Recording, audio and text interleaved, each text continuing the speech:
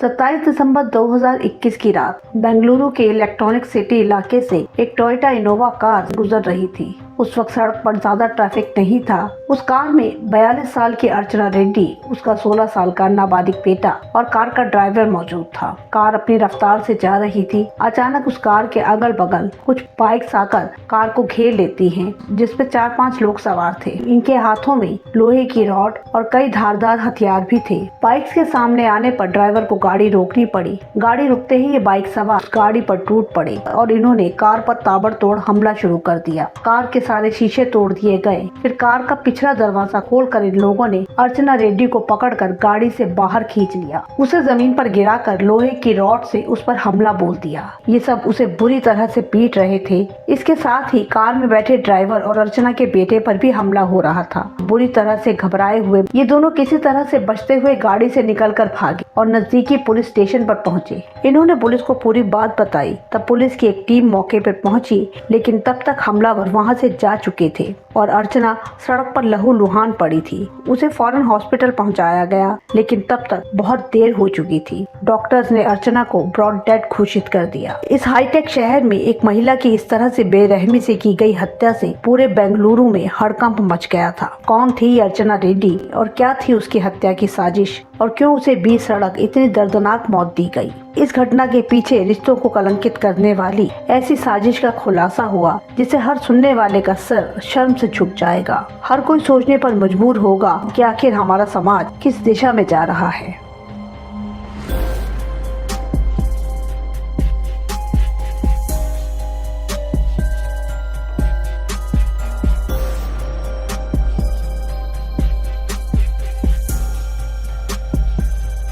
Hello and welcome two digit life. अगर आपको हमारा काम पसंद आता है तो वीडियो को लाइक और चैनल को सब्सक्राइब करके बेल आइकन को जरूर दबा दें। तो चलते हैं आज की कहानी पर। Story of Archana Reddy murder case from Bengaluru. 27 दिसंबर 2021 की घटना से 20 साल पहले 2001 में अर्चना रेड्डी बेंगलुरु में अपने माता पिता के साथ रहा करती थी। तब अर्चना 21 साल की एक खूबसूरत लड़की थी। उसके पिता विश्वनाथ रेड्डी बेंगलुरु में एक सफल रियल एस्टेट बिजनेसमैन थे। उनके पास करोड़ों की प्रॉपर्टीज थी। विश्वनाथ रेड्डी के 2 बच्चे थे, अर्चना और उसका भाई। पढ़ाई पूरी होने पर अर्चना की शादी अरविंद से कर दी गई, जो एक प्रोफेशनल बिजनेस इन्वेस्टर था। शादी के बाद सब कुछ ठीक ठाक चल रहा था। इनके 2 बच्चे हुए, बेटी युविका और एक बेटा। जिंदगी अच्छी गुजर रही थी, पर शादी के 12-13 सालों बाद ही दोनों पति पत्नी के रिश्ते बिगड़ने लगे। छोटी नोक-झोंक से शुरू होकर इनके अब बड़े-बड़े झगड़े होने लगे। बात बिगड़ते बिगड़ते तलाक तक जा पहुंची। फिर आपसी रजामंदी से इन दोनों ने तलाक ले लिया। तलाक के बाद अर्चना को बच्चों की कस्टडी मिली, जिसके लिए पति से उसे एलिमनी के तौर पर 15 करोड़ रुपए भी मिले। ये एक भारी भरकम रकम थी। अर्चना दोनों बच्चों के साथ माता पिता के घर रहने आ गई। अर्चना का भाई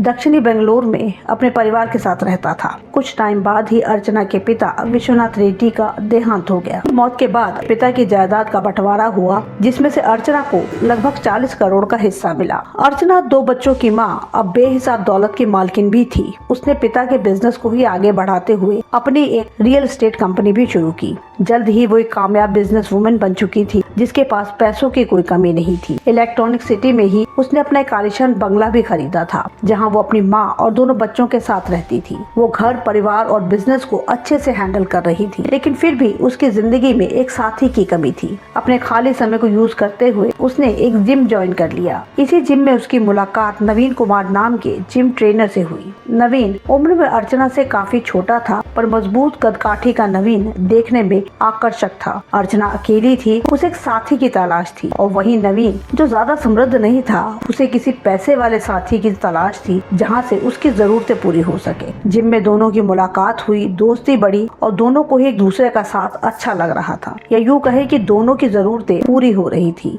नवीन अर्चना का एक्स्ट्रा ख्याल रखता था, उसे खुश रखने की कोशिश करता था, जिसके बदले अर्चना भी नवीन पर दिल खोल कर खर्च करती थी। वो उसे महंगे गिफ्ट के साथ साथ खर्चे के लिए काफी रकम भी भी देती थी। कुछ समय बाद ही अर्चना ने नवीन के साथ शादी का फैसला कर लिया। माँ और भाई ने उसे काफी समझाया पर अर्चना ने किसी की नहीं सुनी। 2017 में एक मंदिर में कुछ लोगों की मौजूदगी में दोनों ने शादी कर ली। शादी के बाद नवीन ऑफिशियली अर्चना के घर में शिफ्ट हो गया। वो घर के साथ साथ अर्चना के बिजनेस में भी इंटरेस्ट लेने लगा। वो अर्चना के साथ रहता और उसके रियल एस्टेट के बिजनेस को भी संभालने लगा था। घर में रहते हुए वो दोनों बच्चों के भी काफी करीब था। युविका और उसके भाई को भी वो फिटनेस टिप देता था। टाइम बीत रहा था। अर्चना खुश थी कि उसे एक अच्छा जीवन साथी मिला है जो उसके साथ साथ बच्चों और घर को भी संभाल रहा है। 2019 में अर्चना ने नवीन को एक नया हाईटेक जिम गिफ्ट में खुलवा कर दिया ताकि वो खुद भी अपना बिजनेस सेटल कर सके। उस जिम का नाम था फिट वाई फिटनेस स्टूडियो। अभी तक सब कुछ ठीक था और अच्छे से चल रहा था, लेकिन इस खूबसूरत जिंदगी के पीछे एक ऐसा राज पनप रहा था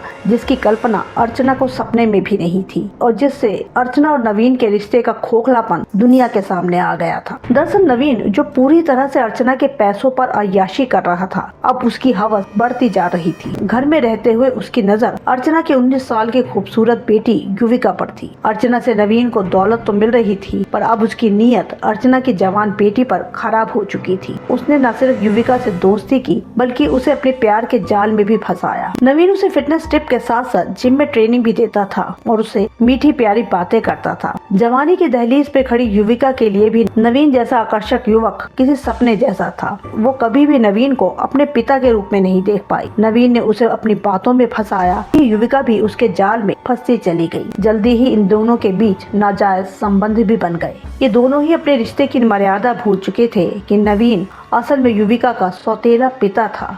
इस सब की भनक अर्चना को नहीं थी। वो अपने बिजनेस में बिजी रहती थी। जब भी वो घर से बाहर होती तो नवीन और युविका अपने रिश्तों को तार तार करते हुए सारी मर्यादाएं पार कर जाते थे। लेकिन ये सब ज्यादा समय तक नहीं चल पाया और एक दिन अर्चना ने इन दोनों को आपत्तिजनक हालत में पकड़ लिया। इस मंजर ने अर्चना को अंदर तक हिलाकर रख दिया। वो गुस्से से भरी थी। उसने तभी नवीन को धक्के मारकर घर से निकाल दिया और बेटी को भी खूब डांटा और मारा भी। वो एकदम बेबस महसूस कर रही थी कि उसकी अपनी बेटी और उसका पति किस तरह से बाप बेटी के रिश्ते को कलंकित कर रहे थे। पर ये कहानी यही नहीं रुकी। नवीन को घर से निकालने के बाद भी युविका का उससे मिलना जारी ही था। वो नवीन के प्यार में इतनी पागल थी कि उसे अपनी ही माँ दुश्मन लगने लगी। माँ की रोज रोज की रोक टोक से तंग आकर उसने भी घर छोड़ दिया। अब वो नवीन के साथ लिव इन में रहने लगी। इन्होंने एक फ्लैट किराए पर ले लिया था। घर से निकालने के बाद अर्चना ने नवीन के खिलाफ धोखाधड़ी और हैरेसमेंट का केस भी दर्ज करवाया था।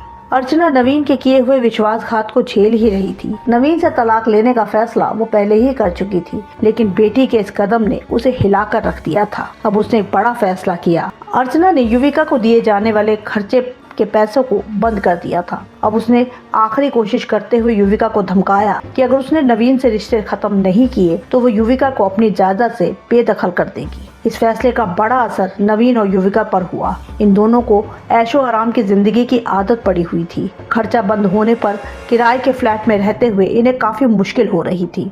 घर का किराया और अपने महंगे शौक पूरा करना इनके लिए मुश्किल होता जा रहा था और अब जायदाद से बेदखल होने की धमकी से इन्हें अपने सपने टूटते हुए नजर आ रहे थे। नवीन जिसने दौलत के लिए ये सब प्लान किया, बड़ी उम्र की अर्चना से शादी की, युविका को फंसाया, अब वही दौलत उसके हाथों से निकलती हुई नजर आ रही थी। युविका की बुद्धि तो पहले ही भ्रष्ट हो चुकी थी। उसे भी दौलत चाहिए थी जिसे पाने में अपनी माँ ही उसे सबसे बड़ी दुश्मन लग रही थी। नवीन ने युविका को भड़काना शुरू किया कि किस तरह से उसकी माँ उसके सपनों की दुश्मन है। तो अगर हम माँ और उसके छोटे भाई दोनों को मरवा दें तो आगे चलकर दौलत का कोई हिस्सेदार ही नहीं बचेगा। नवीन ने उसे समझाया कि इन्हें रास्ते से हटाने के बाद हम आराम से शादी कर सकेंगे।